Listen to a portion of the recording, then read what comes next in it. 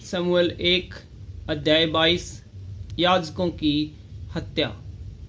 दाऊद वहां से चला और बचकर अदुल्लाम की गुफा में पहुंच गया। यह सुनकर उसके भाई वरन उसके पिता का समस्त घराना वहां उसके पास गया, और जितने संकट में पड़े थे और जितने ऋणी थे और जितने उदास थे वे सब उसके पास इकट्ठे हुए, और वह उनका प्रधान हुआ, और कोई 400 पुरुष उसके साथ हो गए।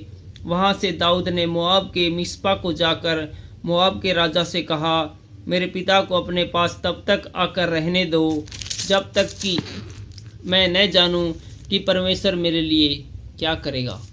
और वह उनको मोआब के राजा के सम्मुख ले गया, और जब तक दाऊद उस गढ़ में रहा तब तक वे उसके पास रहे। फिर गाद नामक एक नबी ने दाऊद से कहा, इस गढ़ में मत रह, चल यहूदा के देश में जा। और दाऊद चलकर हेरेत के जंगल में गया।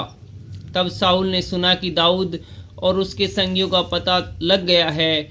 उस समय साउल गिबा के ऊंचे स्थान पर एक झाऊ के पेड़ के नीचे हाथ में अपना भाला लिए हुए बैठा था, और उसके सब कर्मचारी उसके आसपास खड़े थे। तब साउल अपने कर्मचारियों से जो उसके आसपास खड़े थे कहने लगा, हे बिन्यामीनियों सुनो, क्या यिशै का पुत्र तुम सबों को खेत और दाख की बारियां देगा? क्या वह तुम सबों को सहस्पति और शतपति करेगा? क्या सबों ने मेरे विरुद्ध क्यों राजद्रोह की गोष्ठी की है?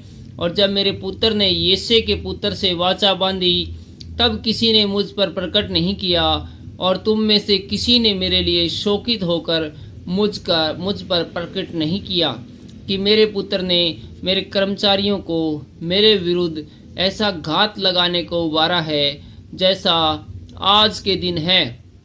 तब एदोमी दोएग ने, जो साउल के सेवकों के ऊपर ठहराया गया था, उत्तर देकर कहा, मैंने तो यिशै के पुत्र को नोब में अहीतूब के पुत्र अहीमेलेक के पास आते देखा है, और उसने उसके लिए यहोवा से पूछा और उसे भोजन वस्तु दी और पलिश्ती गोलियत की तलवार भी दी।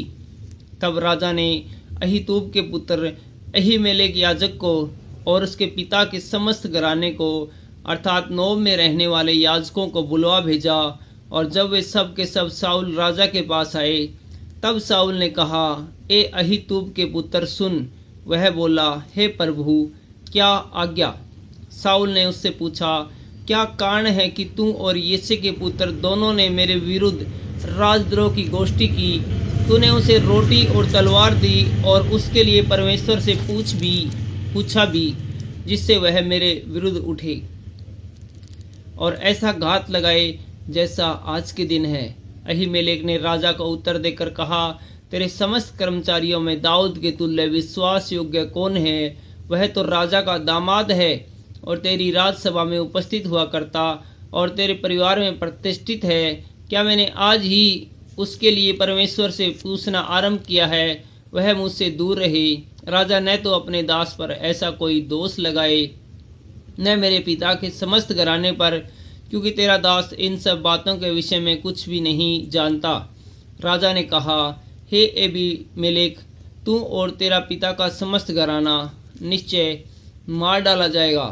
फिर राजा ने उन पहरुओं से जो उसके आसपास खड़े थे आज्ञा दी, मुड़ो और यहोवा के याजकों को मार डालो, क्योंकि उन्होंने भी दाऊद की सहायता की है और उसका भागना जानने पर भी मुझ पर प्रकट नहीं किया। परंतु राजा के सेवक यहोवा के याजकों को मारने के लिए हाथ बढ़ाना न चाहते थे। तब राजा ने दोएग से कहा, तू मुड़कर याजकों को मार डाल। तब एदोमी दोएग ने मुड़कर याजकों को मारा, और उस दिन सनी वाला एपोद पहने हुए 85 पुरुषों को घात किया। और याजकों के नगर नोब को उसने स्त्रियों, पुरुषों और बाल बच्चों और दूध पीतों और बैलों, गधों और भेड़ बकरियों समेत तलवार से मारा। परंतु अहीतूब के पुत्र अहीमेलेक का एब्यातार नामक एक पुत्र बच निकला और दाऊद के पास भाग गया। तब एब्यातार ने दाऊद को बताया कि साउल ने यहोवा के याजकों का वध किया है। दाऊद ने एब्यातार से कहा, जिस दिन एदोमी दोएग वहां था उसी दिन मैंने जान लिया था कि वह निश्चय साउल को बताएगा। तेरे पिता के समस्त घराने के मारे जाने का कारण मैं ही हुआ। इसलिए तू मेरे साथ निडर रह। जो मेरे प्राण का ग्राहक है वही तेरे प्राण का ग्राहक है, परंतु मेरे साथ रहने से तेरी रक्षा होगी। आमीन। Thank you.